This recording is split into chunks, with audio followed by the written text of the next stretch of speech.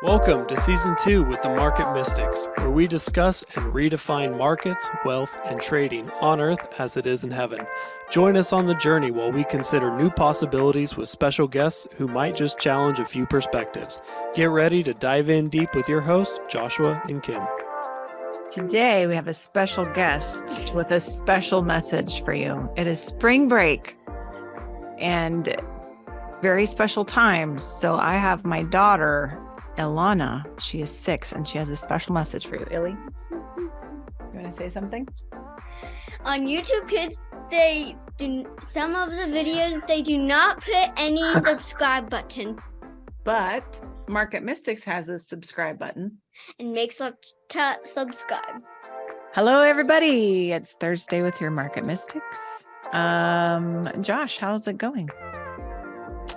It's good. I went out this morning for a little while and it felt like a beautiful spring day. The birds were singing, the grass was green. Your grass was green? Parts of it, not all of it. Parts of it are green.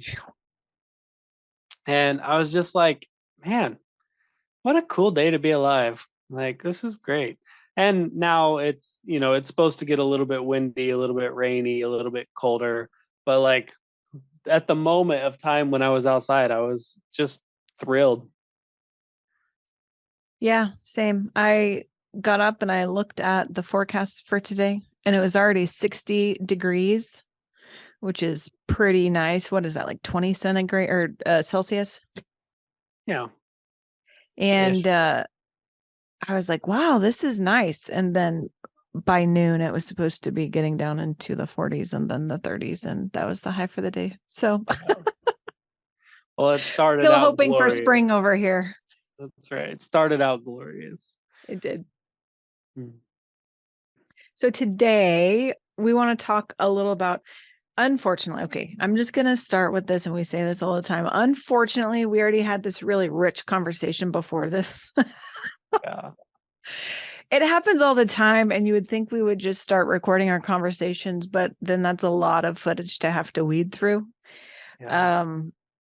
So I don't know how to really solve this problem, except we're going to talk about kind of what was the common theme of this conversation this morning. And it all stemmed from our conversation on Monday, which was about like the bank runs happening and the collapsing of some of these banks around the country, and the implications of that. Yeah. Yeah. And that I was telling Kim that I saw this video and it was like, a bank in California that primarily focuses on startup failed. Like, okay, like that's, there's some understandability there. And then it's okay, well then also a bank in New York failed. Well, it was kind of a smaller regional bank, like not a big deal.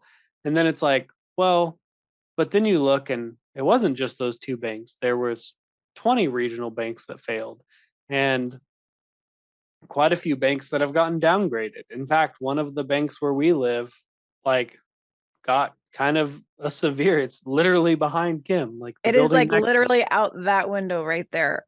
Yeah, and it's like, okay, like that's it didn't fail. It got downgraded in its like trust level or whatever it's called. But it was like, oh, like this is a bigger deal. And so we just started talking about like, bank runs aren't something that's new. It's what happened in the Great Depression. It's happened several times before. And then we started talking about why do we repeat these cycles? And it got a little bit like Orwellian in the conversation because, George Orwell wrote a couple books about this. And specifically, we were talking about Animal Farm, where the story is circular. Like it's, oh, this is what's going on. Let's revolt. We'll make it better. And then by the end of the book, it's exactly back where it started. And then you start the book over and it's this circular pattern that repeats the same narrative. And so Kim was like, oh, that's a little bit like when the United States revolted from England, it was to make a more perfect union. It was to do something better. And in some regards, I would say statistically, like you could look at certain metrics and say, oh, we're back to where that was, if not exceeding where that was Right. when they left. And so it's like we just started talking about, why are we repeating these patterns? Why is that? And how do we create something better? Mhm. I was kind of drawn back to, just truth be told, a couple days ago, I re-listened to one of our episodes from, I think it was November, and it was called Forever Young. And we talked about the importance of continually forging new neural pathways because it keeps you young and your mind pliable and functioning at a higher level. But one of the things that we talked about in that episode was kind of being like a donkey at a mill. Do you remember this conversation, Josh? Mhm. And it's like they're yoked into this system and they just continually walk the same path. And then it becomes a deeper and deeper rut. And then it's kind of hard to get out of that path, right? And that's kind of what we do with some of these pathways. And this is why things tend to revert back to that, is because the rut has been dug in so deeply that it's hard to stay out of it almost. And I think that's kind of what we're looking at when we talk about implementing some kingdom systems. Like if the Father's wanting to implement kingdom systems in place of the world systems, this is what we're going up against, right? The world systems are like well-trodden paths. They have the ruts. They have the place where your wheels are going to want to go back into that spot. Have you ever driven through snow? Like where you're not the first one to drive through it? And then you almost have to stay on the path that someone else drove through because it's like the path of least resistance. Oh. I feel like it's kind of similar to that. And it makes me think this is why history tends to repeat itself. Is because it's this well-worn path. And even though we have ideas and we think, oh, this isn't serving us well, this isn't working, let's try something new. But then the new just kind of goes right back into that place. And it's because we haven't forged that new path and been diligent enough to continue forging it. Like you're going to have to be that first vehicle going through the snow and forging the path, regardless of what ruts were already there to begin with. And when you get pulled into a different rut, you're going to have to get back on that new path. And I think this is kind of what we're looking at. But this was the conversation. I was talking about the United States and just the formation of that, like you're saying, Josh, and how the founding fathers had all these conversations. There are all these documents about how we don't want to do it how it was done before. Mm-hmm. The whole point of forming the United States was, like you said, to form a more perfect union, not a perfect union, but more perfect than it was, right? Right. That's how I would interpret that. And if you look at the state of us now, you're right. I think we're to the point that has gone back to the old and kind of dug in deeper. Yeah. You know what I mean? And we look at things like that. We look at different patterns in some of these systems that we've had innovated, but then have wound up looking just like the other. Yeah. And that's it. We gotta figure out how do we forge the new path and stay in it. Well, and the more that you return to the old path, the deeper that gets dug in. And the deeper that gets dug in, the harder it is to get out of it. And the more cataclysmic type work it takes to get out of it, almost takes the destruction of the rut in general in order to get out of it. Right. And I think, what Kim and we shared last on Monday, and we've shared before, like our heart isn't for that utter destruction. our heart is to help people get out of the rut now Mhm. before it takes the destruction to get out of it. For sure.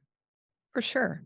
And I think the whole point is so that we don't continually repeat history. If we look at Animal Farm, like you were talking about by George Orwell, or even 1984, they're not that dissimilar in their storyline. I think, I don't know. I just think this guy was very insightful. Maybe he was connected to the Father and could see some of these things and had a really unique way of kind of making it a parable. Like, Jesus spoke in parables and like putting it into story form so you can understand a bit more without being horribly offended and blocking out everything he has to say. But in Animal House, or not Animal House, Animal Farm. Different show. Different story. Animal Farm. So there's a system. They're all dissatisfied with it. They revolt against it, right? And then they set up these new laws, these new rules by which they will operate that will ensure that they don't go back into the old system. And I think this thing that you pointed out in our conversation earlier, Josh, so I'm just going to quote you to you. Go for it. Is that they had these new rules, but what they did is they continually added on to them. They like edited them a little bit to bend the original rule. Mm-hmm. Your example was the pigs won't sleep in beds, or animals won't. I don't know if it was animals or pigs. Animals won't sleep in beds. They won't sleep in beds. And then they made it into, well, animals won't sleep in beds with sheets. Mm-hmm.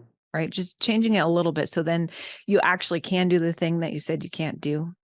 Mm-hmm. And it is like continually like bending it a little bit. And then it makes it to where you're right back where you began. Yeah. Yeah. And that's, so my mind goes to like the episode with Camille, with Sean, with Yana Sanders and Darla Fields, like goes to all these episodes where we asked them, well, what's the most important thing in changing this? And the answer was consistently being aware that you're there. Mm-hmm. Like being aware that you're in the rut is the first step in being able to say, no, I need to make a new pathway. If you're not even aware that you're in the rut, you're never going to be able to change it. You're just going around and around and around. And I think part of that is like, you have to be aware that you're in the rut, but you also have to recognize when you return. And that's part of the reason that history is important. That's part of the reason why in Animal Farm, them changing the laws or the commandments or whatever, that's why that's important, is because then all of a sudden people start to question, well, like, oh yeah, I guess that never did say we can't do that. It just said we can't do that with this. Like you start to forget where you came from. And when you forget where you came from, you're bound to just go back there again. And so I think part of like creating those new neural pathways is being like, oh, first of all, I'm here. I see the pattern now. I've got enough distance that I can actually see the pattern. Now I'm going to choose to start to create a new one. And that's going to be some work. It's going to be some work because you have to start to wear down a new path. Your brain's trained to go the path of least resistance. It's trained to be efficient. So it's going to go the quickest way possible. And the quickest way possible is your generational lines, your patterns that you've lived in for however many years. Like it's going to go the way it knows. So you're going to have to consciously be aware that that's going to be the way you lean. So maybe you need some system, some structure to help get you the other way. And you need to remember that you were there when you get to the new one so that you cannot go back there. And that's just like, and then we talked a little bit about the, from like a religious point of view. And like, that's kind of the reason that God originally set up the feast for the Israelites. It was to remember coming out of Egypt. The Feast of Tabernacles was to remember coming out of Egypt, living in the desert, and God's provision, and like it was to help them remember, oh, this is where we were, and this is why we are doing what we're doing. You need those systems and structures to help you continue on a different path, or you'll just go back to Egypt. Like we're just now, like we're very close to the Feast of Passover, and it was to remember how God saved their children.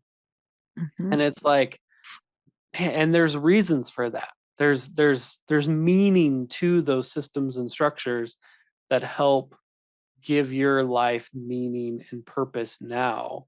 And when you forget those things, that's when you go back to the patterns, because that's what's familiar. That's so good. I don't know why I'm going to say this, but it makes me think about when we were talking to specifically Yana, because she grew up in the Jewish culture, right? And how she described it as being so different, just the mindsets of it. I find it to be interesting that, I mean, the Jews still observe these feasts, and I like that it is that they're feasts and not holidays. Because in the culture I grew up in, we celebrate holidays, but it's all about now and indulgence and all the things, and it's not about remembering what was.